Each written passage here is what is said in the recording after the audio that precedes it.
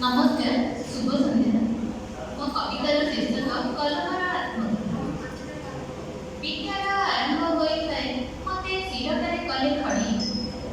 ମୋର ହାତ ଧରି ବିଦ୍ୟାର୍ଥୀ ଯାଆନ୍ତି ସୋପାନେ ସୋପାନେ ଚଢ଼ି। ମୋର ହାତ ଧରି ବଢ଼ି ଯାଇଛନ୍ତି କେତେ କେତେ ବିଦ୍ୟାରଥୀ। ନାନା ରକମର ବିଷୟକୁ ପଢ଼ି ଲେଖିଛନ୍ତି କେତେ ପୋଥି। ଦେଶ ଓ ବିଦେଶ ଆଉ ଆଞ୍ଚଳିକ ସବୁ ଭାଷା ଉପନ୍ୟାସ ମୋହରି ମୁନରେ ଶବ୍ଦ ମାଧ୍ୟମରେ ହୋଇଥାଏ ପରବାସ। କବି ଓ ଗାଳ୍ପିକ ପତ୍ରକାର ରୂପେ ଗଢ଼ିଛି ଲେଖକ ଲେଖିକା। ଭିଡ଼ି ଦେଇଅଛି କେତେ କଥା ବଳି ଇତିହାସ ସାକ୍ଷୀ ଏକା। ସମୟାନୁସାରେ ବଦଳାଇଛି ମୁଁ ଅନେକ ପ୍ରକାର ରୂପ। ସମୟ ସହିତ ତାଳ ଦେଇଅଛି ନାହିଁ ତ ମୋର ବିକଳ୍ପ।